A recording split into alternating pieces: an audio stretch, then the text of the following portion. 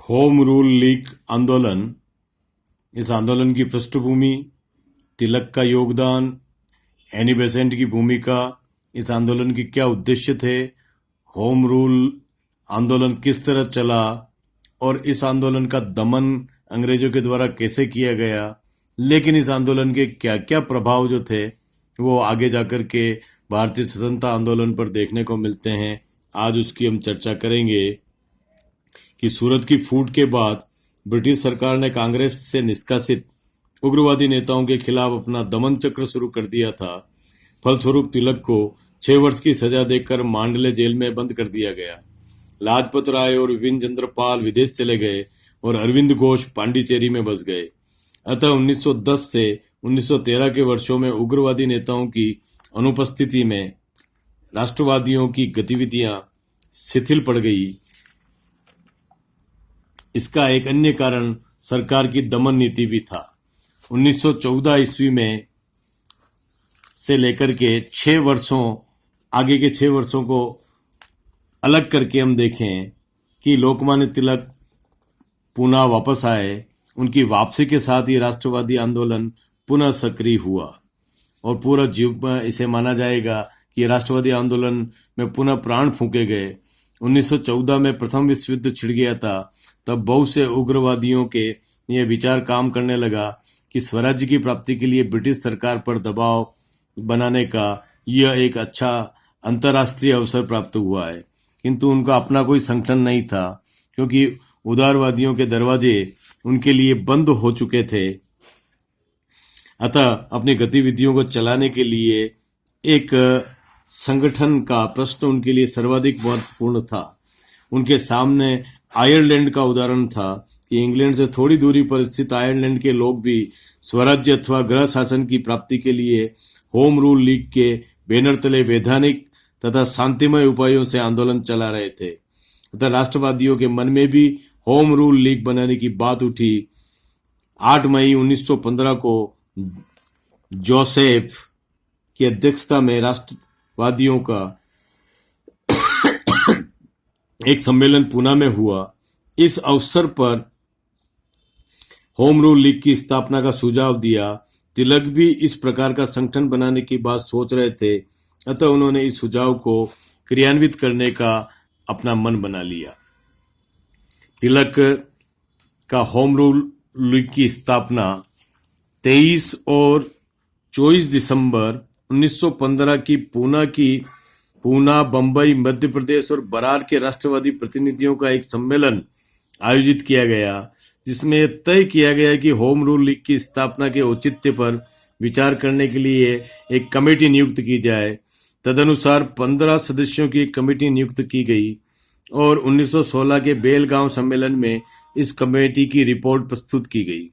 Report में कहा गया कि शुरू में बंबई, मध्य प्रदेश और बरार में होम रूल लीग की स्थापना की जाए और बाद में अन्य प्रदेशों में इसकी शाखाएं स्थापित की जाए।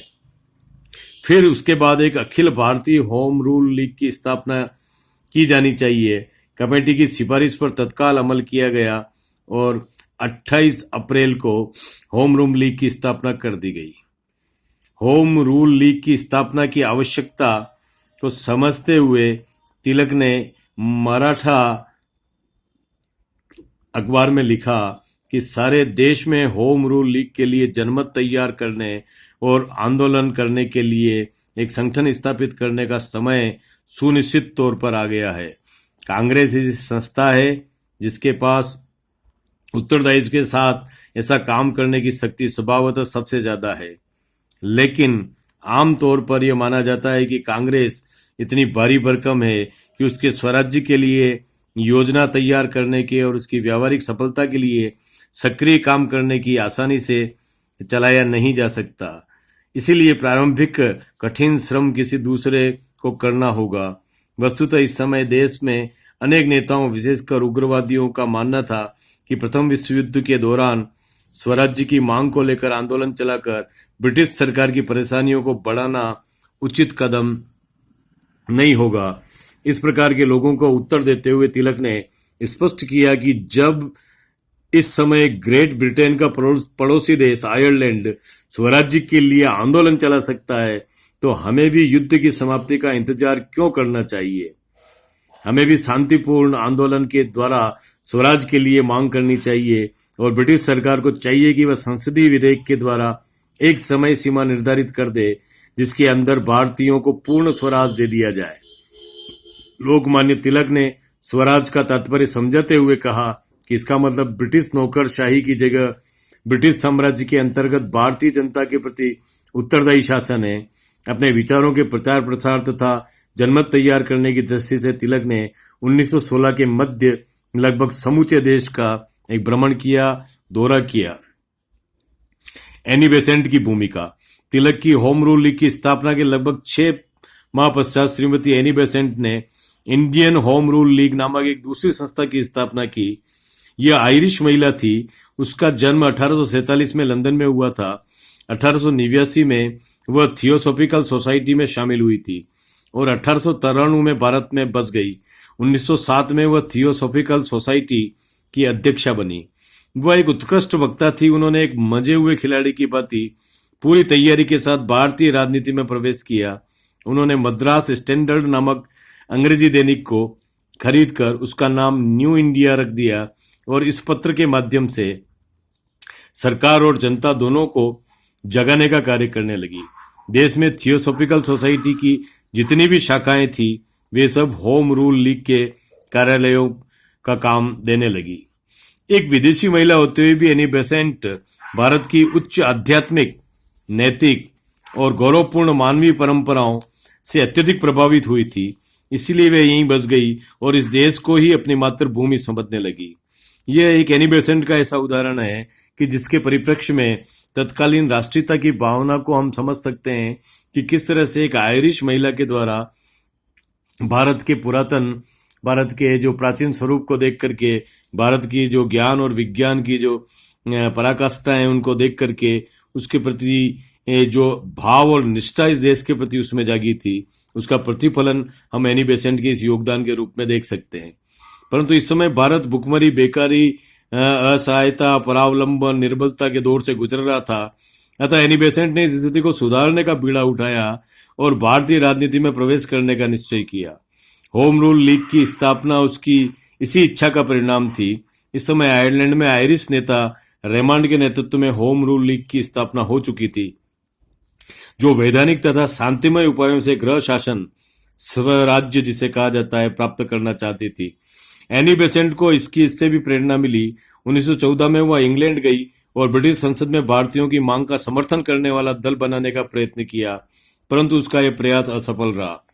इंग्लैंड में एनी बेसेंट ने अपने भाषणों से बार बार यह दोहराया कि भारत की वफादारी का मूल्य भारत की स्वतंत्रता है, लेकिन स्वतंत्रता से उसका अभिप्राय ब्रिटिश साम्राज्य के अंतर्गत घरेलू शासन था। वे पूर्ण स्वतंत्रता के पक्ष में नहीं थी और इस मांग पूर्ण स्वतंत्रता का वे अंत तक विरोध भी करती रही। भारत वापस आकर उन्होंने होम रूल लीग की स्थापना का विचार किया। 1915 में कांग्रेस के बंबई अधिवेशन में उन्होंने होम रूल लीग की स्थापना का प्रस्ताव प्रस्तुत किया, परंतु कांग्रेस अध्यक्ष ने इसे प्रस्ताव को नियम विरुद्ध कहकर इस पर विचार नहीं किया। ऐसी स्थिति में एनी बेसेंट ने खुद ही पहल करते हुए सितंबर 1916 में होम रूल लीग की स्थापना की। बंबई, कानपुर, इलाहाबाद, बनारस, मथुरा, कालीकट, अहमदनगर, मद्रास आदि में इसकी शाखाएं भी स्थापित की। मोतीलाल नेहरू और तेज बहादुर सप्रू जैसे विख्यात व्यक्ति भी उनकी होम रूल लीग में सम्मिलित हुए। इस तरह 2 होम रूल लीग भारत में काम करने लगी, लेकिन दोनों में पर्याप्त सहयोग था। दोनों का कार्यक्षेत्र भी अलग अलग था। तिलक का कार्य महाराष्ट्र और मध्य भारत तक था और शेष भारत में आंदोलन के संचालन का उत्तरदायित्व एनी बेसेंट ने निभाया था। आंदोलन का मुख्य उद्देश्य भारतीय राजनीति की धारा को उग्रवाद की तरफ जाने से रोकना था।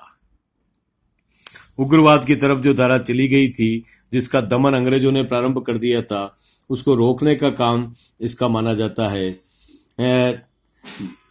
देखते हैं कि क्रांतिकारियों और उग्र विचारों का बढ़ता हुआ प्रभाव देखकर एनी बेसेंट को यह संभावना दिखाई पड़ी कि यदि उग्र विचारों वाले नेता क्रांतिकारियों के साथ मिल गए तो अंग्रेजी साम्राज्य के लिए एक भारी विपत्ति पैदा हो जाएगी।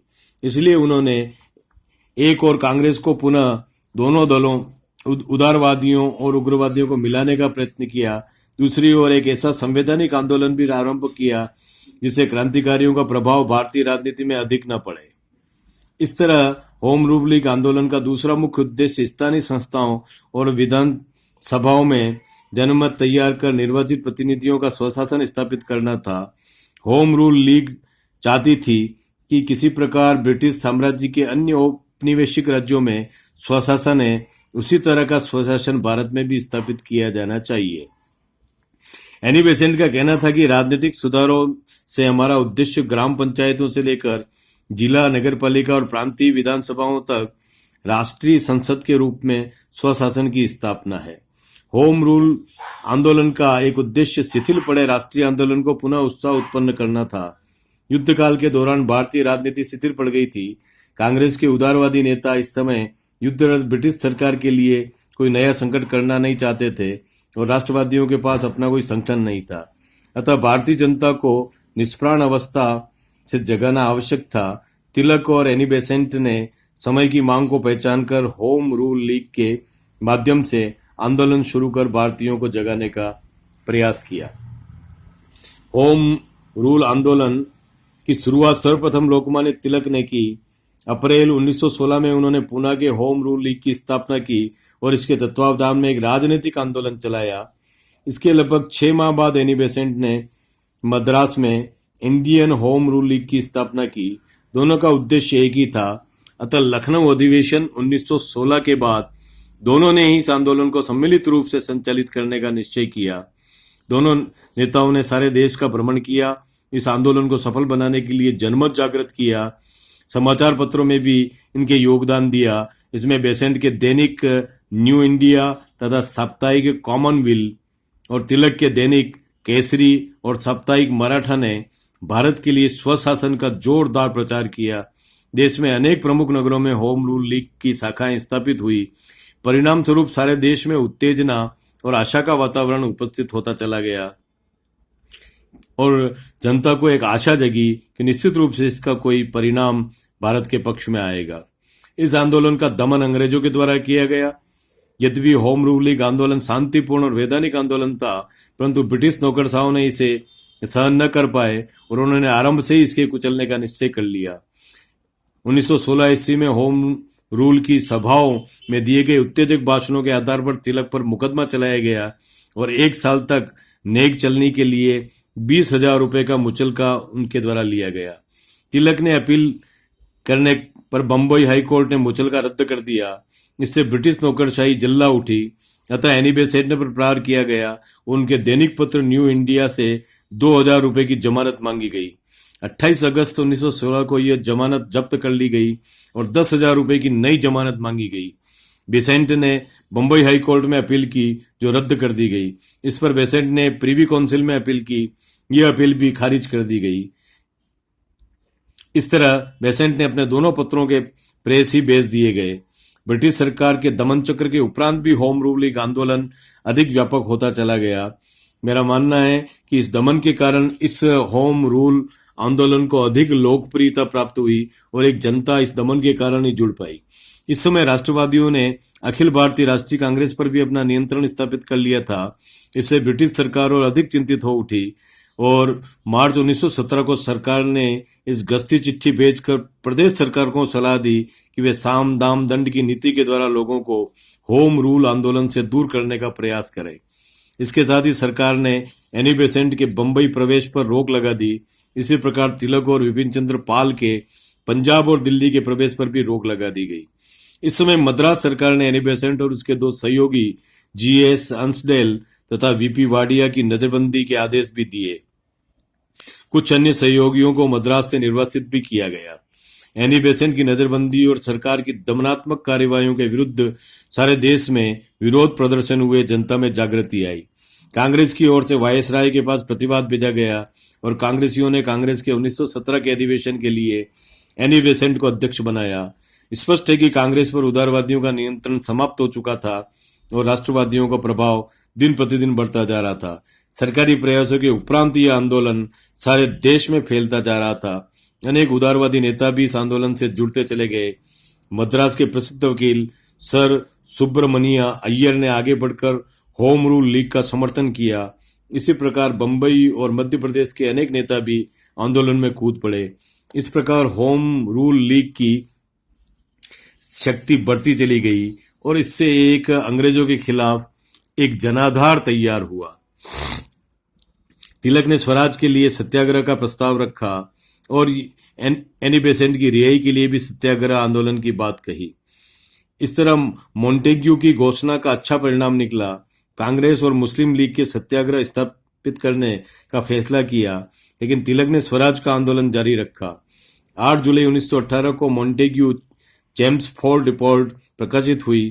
तिलक ने इसे अपर्याप्त करते हुए इसे अस्वीकार कर दिया। कांग्रेस के उदारवादियों ने इसका स्वागत और समर्थन किया।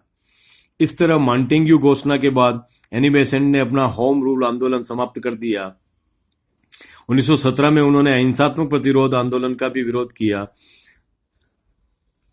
वह चाहती थी कि कांग्रेस लीग समझौते को स्वीकार कर लिया जाए। दिसंबर 1918 में कांग्रेस अधिवेशन तक भारतीय राजनीति में अलग थलग पड़ चुकी थी। अप्रैल 1919 में उन्होंने पुलिस द्वारा भारतीयों पर गोली चलाए जाना और रॉलेट अधिनियम को न्याय संगत बताया। उन्होंने गांधी जी के असहयोग आंदोलन का भी जोरदार विरोध किया। Doctor M L. जैन के शब्दों में भारतीय राजनीति में उनका योगदान 1914 से 1917 ईस्वी के मध्य तक सीमित रहा। उनकी गतिविधियों का मुख्य कारण उनका यह विश्वास था कि होम रूल आंदोलन आरंभ करके अंग्रेजी साम्राज्य के विरुद्ध असंतोष को वैधानिक सीमाओं में सीमित रखा जा सकेगा। परंतु तिलक ने अपना होम रूल आंदोलन जारी रखा। ब्रिटिश सरकार के प्रति उनका मोह तेजी के साथ समाप्त होता जा रहा था। तिलक का मानना था कि होम रूल स्वराज के बिना होम डिफेंस गृह रक्षा नहीं हो सकती। इस तरह हम देखते हैं कि ये जो एनी बेसेंट का जो आंदोलन था वो चाहे अंग्रेजों के प्रति असंतोष को कम करने के लिए था, लेकिन तिलक के द्वारा जो होम रूल आंदोलन चलाया गया था उससे देश में स्वतंत्रता के लिए एक जन जागृति फैली और मध्यम वर्ग का जुड़ाव इस आंदोलन के साथ में हुआ और ये भारतीय स्वतंत्रता की भारत को स्वतंत्र कराने में रुचि लेने लगे। होम रूल आंदोलन का प्रभाव, होम रूल आंदोलन के विगत वर्षों में शिथिल पड़े हुए राष्ट्रीय आंदोलन को पुनः उन्होंने की आशा का संचार किया। उदारवादियों और उग्रवादियों को कांग्रेस से जिनको निष्कासित कर दिया था, तिलक को मांडले जेल में बंद कर दिया था, लाल और पाल भी विदेश चले गए थे। ऐसे प्रथम विश्व युद्ध के माहौल में एक जन जागृति फैलाने का जो काम है वो होम रूल ने किया। साथ ही स्वराज की मांग का जो एक आधार है वह इस होम रूल के कारण बना। यह होम रूल लीग एक महत्वपूर्ण उपलब्धि थी। इस आंदोलन का एक परिणाम सरकार की नीति में थोड़ा परिवर्तन के रूप में भी सामने आया कि सरकार ने इस आंदोलन को कुचलने के लिए कोई कसर नहीं रखी और सारे मीडिया पर बैन लगाया गया, उनको जो उनकी कोर्ट में उनका मुचल के भरवाए गए। इन सभी के द्वारा हम देखें कि युद्ध में ये जो एक अघोषित युद्ध इनके बीच में चला था, इसमें जनता का पूरा समर्थन इस आंदोलन को मिला और इसके साथ ही इस आंदोलन का एक दूरगामी परिणाम उदारवादियों और उग्रवादियों के पुनः मतभेदों का उत्पन्न होना था। क्योंकि मॉन्टेग्यू चेम्सफोर्ड सुधार योजना को लेकर के इस आंदोलन में वापस एक फूट पड़ती हुई हमें दिखाई देती है कि उसे सुधार योजना के रूप में मानते थे और तिलक और उनके सहयोगी ने उसे कभी भी स्वीकार नहीं किया, परंतु उदारवादी इससे संतुष्ट थे। इस प्रकार उग्रवादियों और उदारवादियों की परस्पर मतभेद पुनः उत्पन्न हुए। इस तरह हम देखते हैं कि होम रूल आंदोलन के कारण इन दोनों संगठनों में एक प्रारंभिक एकता, आंदोलनगत एकता में देखने को मिलती है, लेकिन अंततोगत्वा जाकर के इन दोनों संगठनों में, उदारवादियों में, उग्रवादियों में पुनः मतभेद भी इसके कारण उत्पन्न हुए। उदारवादियों ने नवंबर 1918 में अपना अलग अधिवेशन कर एक अलग संस्था अखिल उदार संघ लिबरल फेडरेशन का गठन किया, लेकिन हम देखते हैं कि होम रूल लीग आंदोलन के कारण भारत के अंदर एक जनमानस तैयार हुआ और मध्यम वर्ग भारतीय स्वतंत्रता आंदोलन से जुड़ पाया, जो इसकी सबसे बड़ी आंदोलन की उपलब्धि और आंदोलन के प्रभाव के रूप में इसको देखा जा सकता है।